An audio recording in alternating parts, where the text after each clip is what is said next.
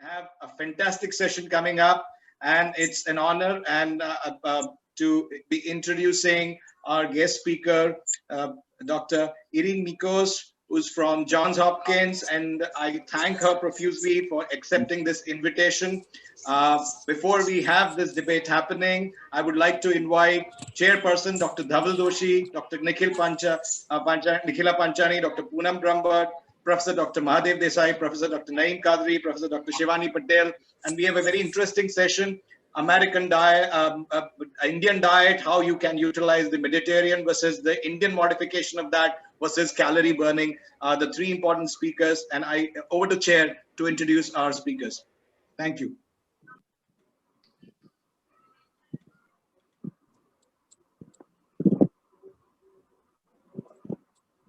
So good evening to all.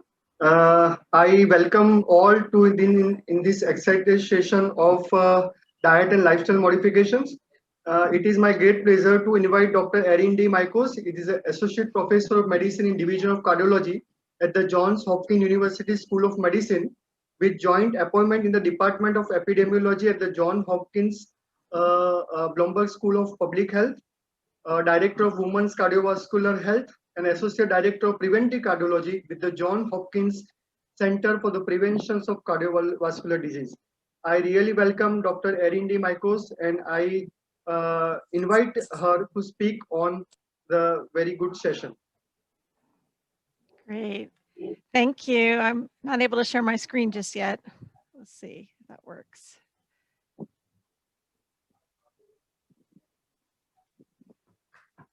All right, I'm assuming you can see my screen now.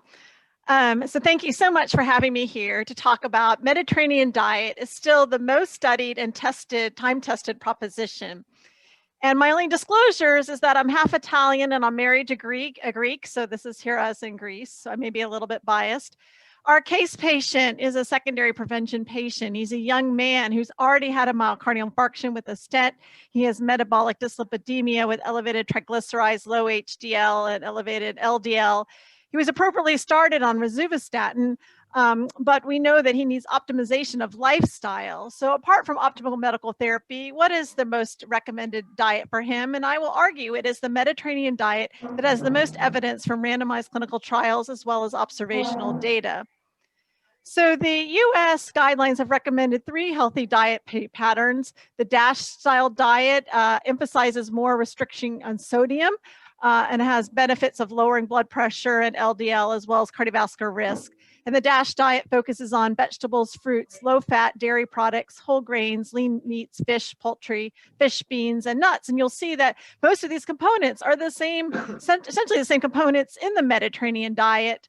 The Mediterranean diet, though, has more of an emphasis on nuts, fish, olive oil than other diets, a little bit less emphasis on dairy than the other diets, but has the most evidence really for actually reducing hard, meaningful outcomes like myocardial infarction and mortality. It's a diet that focuses on vegetables, fruits, nuts, legumes, whole grains, olive oil, lean meats, fish and poultry, limits red meats, processed meats and sweets. And then a healthy vegetarian is actually very similar to Mediterranean, except without the fish, really without any meat or poultry products, and focusing on lean plant-based protein. But again, very similar components. So again, here it is again, Mediterranean diet's higher in fruit, particularly fresh fruit, so not canned fruits. The vegetables are really emphasizing the root and green, leafy green varieties as opposed to some of the other starchy vegetables. Whole grains that we see in cereals, breads, and brown rice, fatty fish, the omega-3 fatty acids, a lower end red meat, emphasizing lean meats, and substituting nuts and other types of vegetable oils in lieu of butter and other fats. So it's actually a moderate fat diet. It's not a low fat diet. It's just low in saturated fats and replacing saturated fats with the healthier polyunsaturated fats, and it's high in fiber. So we have known about the benefit of this for more than half a century, really going back to the landmark 7-country study that was initiated back in 1958 by Dr. Ansel Keys, who launched the study. He studied men aged 40 to 59 from these 7 countries. Like, you know, they didn't study, unfortunately, women in cardiovascular trials back then. But he found that men living in countries such as Italy and Greece, countries that were had a diet that was rich in fruits, vegetables, vegetables, grains, beans, and fish had a low myocardial infarction rate. And in 1975, he wrote this book, How to Eat Well and Stay Well. Well, it's the Mediterranean way. Then 20 years ago, we had this large epidemiology study from Greece that was published in the New England Journal of Medicine. Has followed 22,000 adults in Greece who had filled out a food frequency questionnaire, followed for about 4 years. And a greater adherence to the Mediterranean diet was associated with a 25% reduction in all-cause death, a 33% reduction in coronary death, and a 24% reduction in cancer death. Now, I will be the first to admit that there's a lot of problems with observational studies, nutritional epi. There's a lot of confounding by other healthy lifestyles. You know, it's not just the Mediterranean diet, it's the Mediterranean lifestyle that includes increased physical activity, family social support, reduced stress. So that's why randomized clinical trials are our best evidence. And we have that in Mediterranean diet. The landmark study was the Leon-Hart study, published in the 90s, randomized 605 patients after myocardial infarction to an either Mediterranean style diet or a controlled diet, and was told to eat prudently. And the Mediterranean diet at 4 years was associated with reduction in myocardial infarction and death. So we actually have a diet intervention in a randomized clinical trial that was shown to reduce mortality. That is one of the strongest evidences that we can get. Furthermore, we have evidence from primary prevention randomized clinical trial. The PREDIMED study studied over 7,000 participants aged 50 to 80 at high cardiovascular risk, but no clinical cardiovascular disease, followed for almost 5 years. There was 2 Mediterranean diet arms, one that was enriched with nuts and one enriched with olive oil. But both of these arms, compared to control, was associated with about a 30% reduction in a major adverse cardiovascular event. Now, there were some initial methodology issues with the trials. There was recruitment from family members in the same household. So there was an unfortunate retraction, and then they had to reanalyze and republish. But in the reanalysis, the results were essentially unchanged with the same results. Additionally, observational data built in within the stability trial. The stability trial was studying daraplatinib, but why it's of note, it was a large study, 15,000 patients, secondary prevention, stable CHD, but enrolled people from 39 countries. So this is really broad around the world who had filled out a diet questionnaire, and individuals in the trial who reported a greater adherence to the Mediterranean style diet, particularly with a score above 15, had a reduced event rate for a major adverse cardiovascular event. A couple of years ago, I had the pleasure to work with Dr. Mamas, who's a speaker in your program, on this meta-analysis of over 16 observational studies, and we looked at different types of foods, individual food groups, and associated with mortality.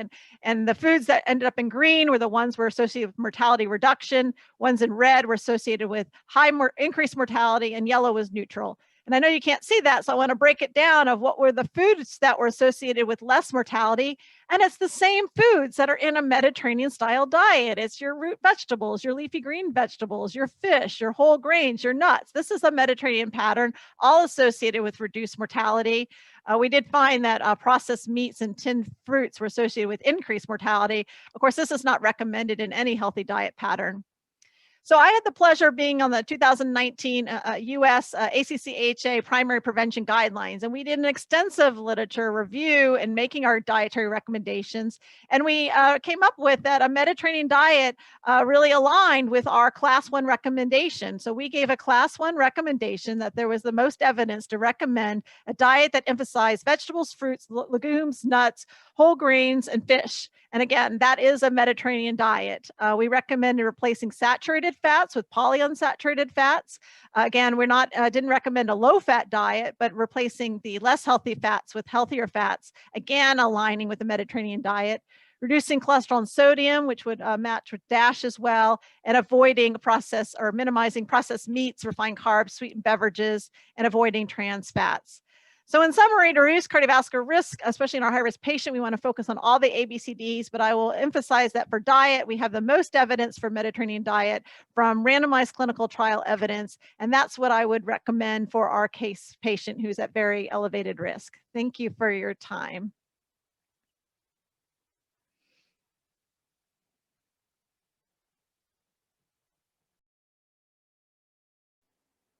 Over to Chair to introduce our next speaker, and we can take questions at the end of all sessions.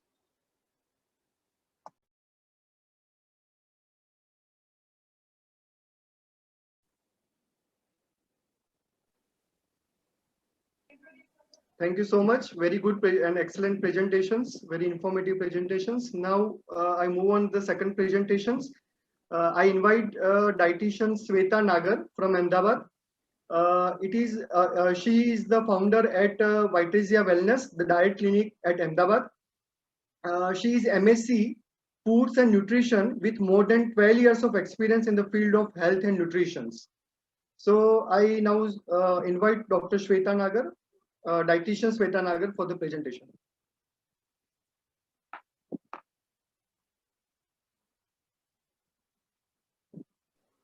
Do they need to unmute? You're mute. You're muted. Am I audible now? Yes. Yeah.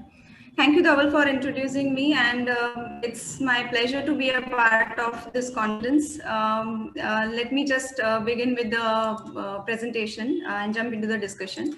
So, talking about the balanced diet, am I able to share my screen now? Is it visible? Yes, Yes, it's visible. Please go ahead. Okay, fine. So talking about the balanced diet, when we talk about researches and lot many researches regarding which diet is working. So ma'am has already shared, Dr. Eden has already shared one of the slide which shows that Mediterranean diet is the most used diet for this kind of a patient. But talking about that, I had attended a similar kind of a patient 2 years back. When we are talking about this patient, the focus is on the triglyceride levels as well as the LDL levels and improving the HDL levels. So I want to share a typical case that I handled in 2018. His name is Mr. Dinesh Utwani. He's a typical age, he's a boy, he's a man with 30 years of age, and his weight was 66. He was not an overweight guy, but he came to me with an elevated lipid profile. His lifestyle was little bit active, but the only problem was his biological clock. He was not very much sleeping on time and waking up on time. So that was the issue, and the dietary habits involved high alcohol consumptions with high intake of red meat and non-vegetarian food. The medical condition, as I said, he came with an elevated lipid profile. So this is the typical report that I was shown at the very first day. So that was 5th of June. His triglyceride levels, if you see, it was 717 milligram per deciliter. His cholesterols were high. His VLDL was also very high. LDL, though being in the normal range, it was still on a higher side. So the diet therapy that I applied to this patient was a balanced Indian diet with a total calorie of 1500 to 1600 calorie per day, depending on his physical activity and the day-to-day lifestyle, wherein I restricted refined carbohydrates and particularly sugar and liquid food. Fat was like Mediterranean diet, it was less than 20% of the total calories as fat, and saturated fat was reduced to less than 7%, which was achieved by avoiding trans fatty acids and other fried food. So dietary cholesterol was also limited to 200 milligrams per day. So that could come from the non-vegetarian food, like little bit of eggs, and non-veg like meats and poultry. And I also added a functional Indian food like garlic and fenugreek. There are researches related to garlic and fenugreek, and it has proven that it lowers the LDL levels, and it also reduces the risk to heart disease. So after 3 months of giving a balanced diet, there was a substantial reduction in his triglyceride levels. So from 717 milligram per deciliter, the triglyceride fell down to 187.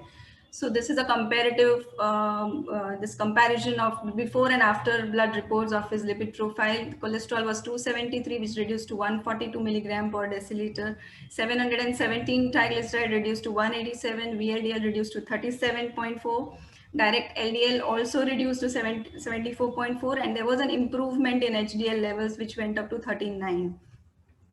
So basically, the patient that we are talking about right now, if we give them, if we give him a balanced diet, the carbohydrate content should be around 50 to 55%, which is very much needed for the minimum physiological work that the body has to perform throughout the day. That wherein the carbohydrate should come from the this whole grains, and we should replace refined carbohydrates and junk food with whole grains, and we should make sure that there is 3 to 5 servings of fruits and vegetables on daily basis.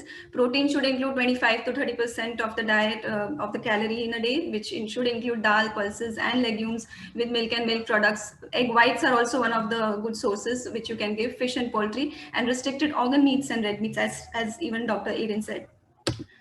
Dietary modification, when you talk about fat, fat is the very important area when we design the plan for the patient like this. So basically we need to restrict cholesterol in the diet, which includes groundnut oil, ghee, butter, high fat milk, meats and red meats. All the non-vegetarian diet should be restricted to not more than 2 times in a week. So because all the non-vegetarian food also contains cholesterol in it, so we need to restrict that. An increased intake of food containing PUFA, that is, you should include more of pumpkin seeds, sesame seeds, flax seeds, those kind of seeds as a mid-meal option in the diet, so that the patient receives good polyunsaturated fatty acids. In contrast to olive oil, which is the major hype in the Mediterranean diet, we can replace it to sesame oil, mustard oil, and soya bean oil that hinders the absorption of LDL, and so it is advisable to replace and make sure that the intake, we have to make sure that the intake of the oil should not be more than 20 grams per day, because it also includes the calorie in the diet, and that might lead to weight gain for the client further. Soaked almond and walnuts are also a good source of omega-3 and 6 fatty acids that should also be incorporated in the diet to reduce the cholesterol levels. Other dietary modifications should be around low salt diet to avoid the hypertension, and 2 to 2.5 grams per day is what we should be recommending.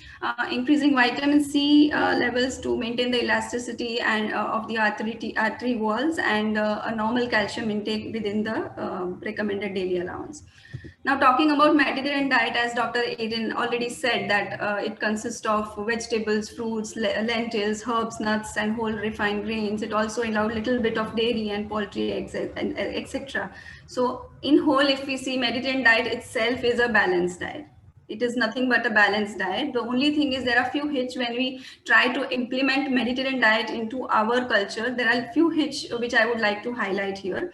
So all the researches that has been shown related to Mediterranean diet are equal to balanced diet, because most of the food that are used in Mediterranean diet are also used in India, right? So few hitches when we apply a Mediterranean diet are the olive oil, as I said before. So your focus is olive oil when we plan a diet plan, right? So in India, it is little difficult when we talk about the traditional cooking methods. The cooking methods usually need heating up the oil to certain level, to the smoke level, and because the smoking point of olive oil is less, we cannot use it in a traditional manner. So that is why in India, if we are talking about oil, the olive oil should be replaced to sesame oil or mustard seed oil or soya bean oil, which can be a replacement to in contrast to Mediterranean diet.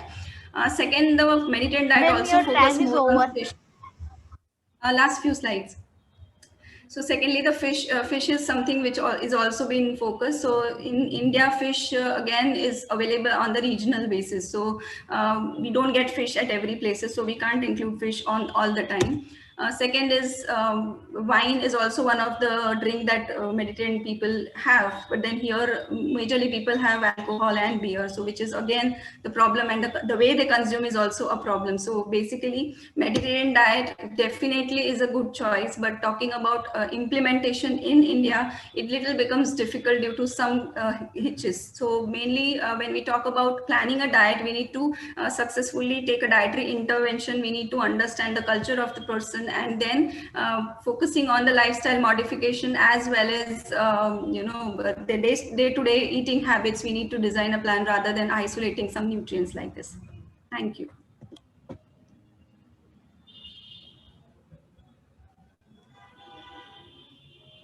Over to Chair to introduce our next speaker.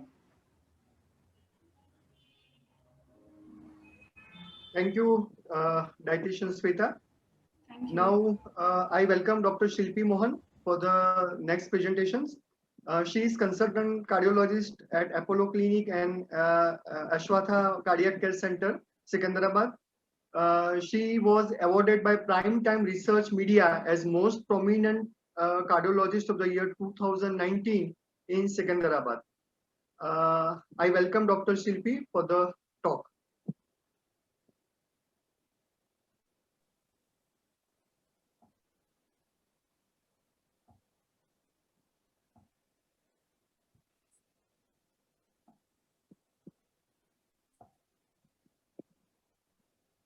Am I audible? Yes. Yes. Yeah. Good evening, everyone. First of all, I would like to thank Dr. Kapil for giving me the opportunity to be a part of this debate. With due respect to Dr. Erin Mikos, who is a pioneer in this field, I would like to put across my points in favor of exercise over diet modification. Here we have a young post-angioplasty case with a deranged lipid profile with triglycerides, with a higher triglycerides, borderline HDL, and high LDL. His ethnicity is not known, but we presume that he is an Indian patient. Any modality of treatment is better than the other if it improves the quality and quantity of life, if it is logistically less challenging, cost effective, and acceptable to the patient. First of all, I will talk briefly about the Mediterranean diet. Is Mediterranean diet more studied and time tested in Indian setup? No. So can we replicate the results in Indian setup? That is questionable. It is designed specially for people around Greece and Italy, as mentioned by Dr. Erin. And Indian gut biome may not be able to accept the change in diet. And as highlighted by by another esteemed speaker, Indian style of cooking also doesn't gel with olive oil. Wine is a part of Mediterranean diet and we cannot recommend it to all Indian patients. And is it cost effective? We don't know the socioeconomic status of the given patient, and one bottle of olive oil, 1 liter, may cost more than 800 rupees. So over a long run, it may not be a cost effective solution for our patient. In a modified country, are we ready for a modified Indian diet? Yes, it is easily accepted, I agree, but it is easily achievable. It is a questionable because India is a yummy country and food is like religion. And the psychological impact of eating less is more than the psychological impact of having a myocardial infarction. So it is questionable whether it is acceptable in the long run. This brings us to my premise: how we burn is more important than how you earn. And in my discussion, I'll not restrict myself just to what is classically known as physical exercise. And in my subsequent slides, I'll discuss about yoga, right breathing technique, and how to time right so as to burn it right. It is time tested, we all know that. It has been prescribed by Sushruta from India, Plato and Hippocrates, to name a few, and in their respective eras. Not only that, I want to highlight that Dr. Erin Mikos has herself written an editorial in JAMA where she has highlighted the importance of physical activity and its benefit in cardiovascular health. I would like to quote, "Some is better than none and more is better yet," unquote. I came across another article, 10 things to know about 10 cardiovascular disease risk factors, where Dr. Erin has authored the physical inactivity section. And besides the other point where she has highlighted the importance of physical activity, she has mentioned the metabolic benefits, which is especially important in Indian setup, where she has shown that it improves insulin sensitivity and it improves the triglyceride control and better HDL reduction. With the evolution of mankind, it seems that we have devolved from Homo sapiens to what is now known as which will now be known as Homo ophiuchus because of the sedentary lifestyle. And exercise plays a holistic role in the well-being of the patient. We cannot expect this kind of a change with the change in diet, whether it is modification or change to Mediterranean diet. Now, let me highlight what all benefits I would like to derive in my patients with exercise. There will be a definite reduction in triglyceride, increase in HDL level, improvement in insulin resistance. There will be better myocardial regeneration, collateral formation, decrease in sympathetic tone, reduction in inflammation, and last but not the least, the psychological impact of exercise in my patient. Indian atherogenic dyslipidemia differs from the best, we know that. Because of the high carbohydrate intake, we have elevated triglyceride level, low HDL level, and borderline LDL level. And Indian cardiovascular disease is more to do with innocent, what was once known as innocent triglyceride level.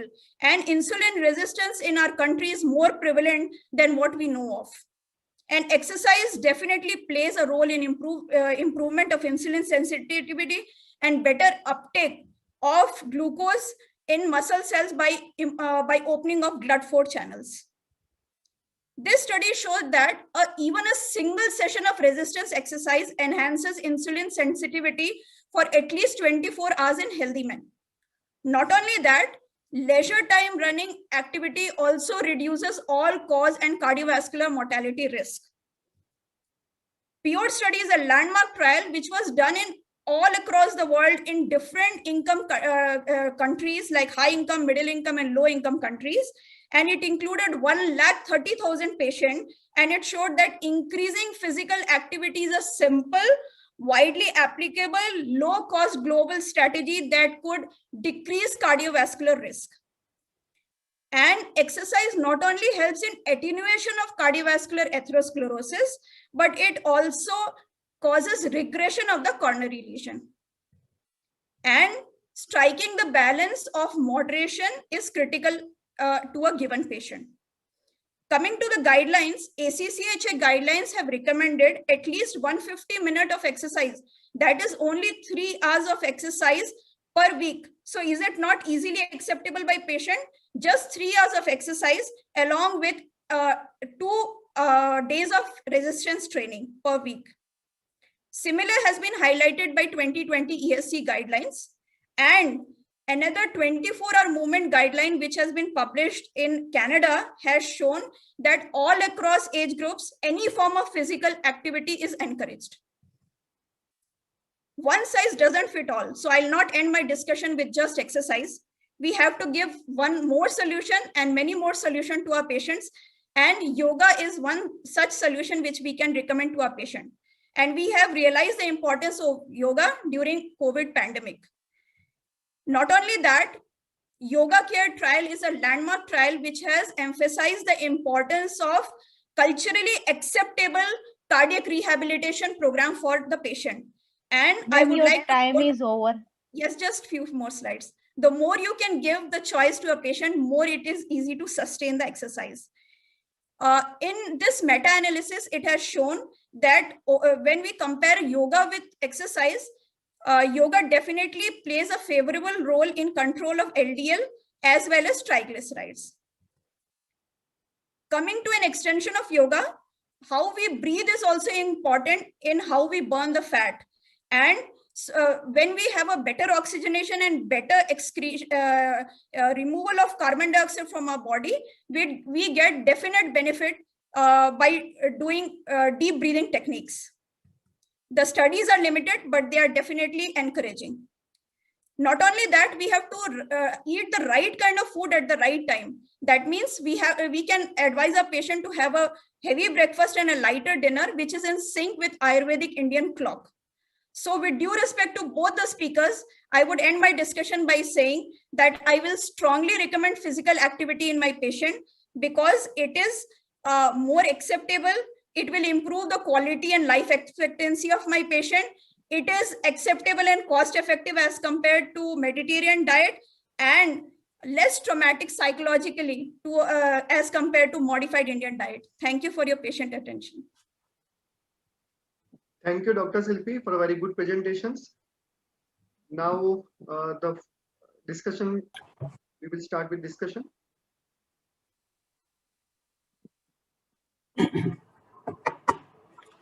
Yeah, before anybody else can ask, my question to all three speakers, do you think that the Indian modification of a healthy diet is nothing but Mediterranean diet without wine and fish. Shweta, you can unmute. We can't listen to you. Yes, absolutely. I believe so. Mediterranean diet is exactly nothing but a balanced diet where the only focus is on olive oil and fish. We can definitely replace that with our Indian meals. So basically, Aryans did not just bring the racial genes to India, but they probably also brought the diet to India. So we actually probably have a common root in our dietary manifestation. Dr. Irene, your comments on that? Well, I just want to congratulate all the speakers on some great talks. And of course, I'm a very exercise enthusiast, as you heard. And so I agree completely with Dr. Shilpi. I always want to say, I don't think it is an either or. I see it as a both. Mediterranean style diet and physical activity and yoga and lifestyle. I also co-authored the AHA guidelines on meditation. We found a lot of cardiovascular benefits. So I don't see it as an either or. I think we need to do it all. And so I would encourage both. But I do think in terms of controlling lipids per se. So of course, exercise has overall cardiovascular benefit, improving overall cardiovascular health. It is really hard though to change at least LDL cholesterol entirely by exercise without any dietary change. Certainly, exercise and weight loss will impact triglycerides and HDL. But LDL is impacted much more by dietary changes than by exercise. So I really think you need to do both, and it's not an either or. Over to Chairperson. Can I make a comment? Yeah, I think not only to this patient, but to all Indian patients, we have to do a recipe of the Mediterranean recipe in an Indian format and an exercise that Dr. Shilpi Mohan has suggested. And when the Mediterranean diet has come from Italy, that doesn't mean that all Italian diet is Mediterranean. That is what we have to be very clear about it, because we feel that anything that is Italian is Mediterranean. That's not true, because our patients are, most of them, eating Italian pizza under the impression that it could be in the Mediterranean diet. That's not true. And some of the fruits, we have to go for the seasonal fruits rather than the avocado or whatever that is suggested in the Mediterranean diet. But otherwise, I think it's a package that is Mediterranean diet with an Indian recipe. May I ask a question? Hello. Yes, May I ask a Kamal, is there any method of walking? There are so many patients who walk for 1 hour every day, but it's a leisure walk. Would it help them anyway? Shilpi, would you like to answer that? Yeah, the studies have shown that even slight amount of physical activity is going to help. So earlier it was thought it is all and none principle, and that is why most of the patients, they get demotivated because they feel they'll not reach the optimum level. But if you look at the Canadian 24-hour guidelines, it has shown that any level of physical activity, even when you're sitting for 3 hours, even if you stand in between or go around in your house and take a walk, then also it is going to benefit more than just sitting and having a leisure time for more than 3 hours. So any kind of physical activity is encouraged. And I would definitely agree with other speakers that only diet will not play a role. You have to have a balance, have a reduction in diet, have a measured diet at the right time, as well as continue with your exercise regime as much as possible so as to get the maximum benefit. I think it also gets from the... Dr. Please go ahead. Sorry.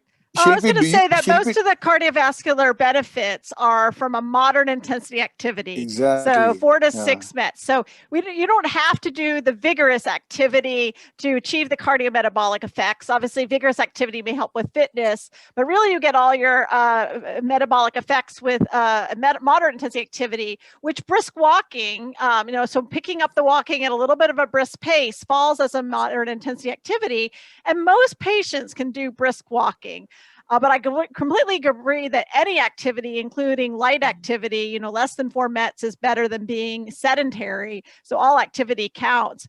But if your patients are already walking, I would encourage them to try to pick up the pace a little bit and get into that moderate intensity range, and they can get additional cardiometabolic benefits. But basically, what I recommend to my client in terms of exercise is I just ask them to walk for 5 kilometers in an hour. So that would definitely be an intense brisk walk, which will definitely help them work on their fat levels.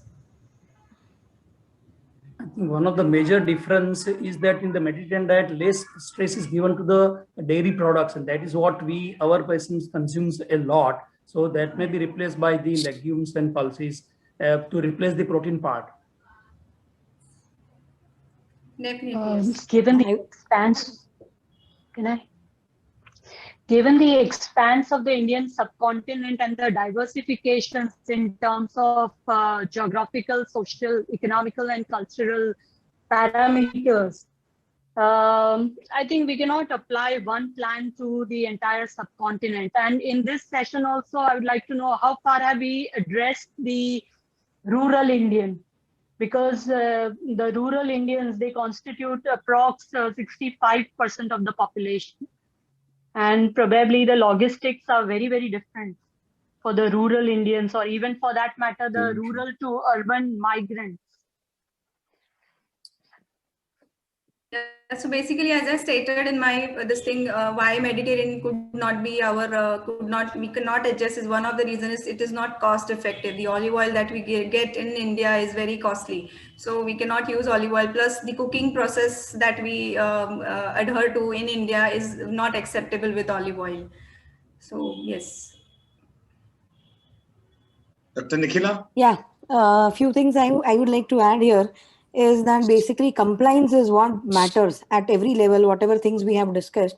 This is a young male, what we have discussed, 33 years. He has a long life expectancy. So compliance at every level, the drug, the diet, the exercise, everything is going to matter. And if we see our own, I mean, the people whom we are, I mean, including in this CardioCon, I mean, majority of the people will not be following any of the diets. None of them will be following any exercise patterns. Even I am not doing that, even being a chairperson. But the compliance actually should matter at every level. It's all about the biological clock that I feel. The biological clock is almost, I always tell to my client that the biological clock and the career clock are exactly opposite. So that's the reason why we all fall into these lifestyle disease cycle.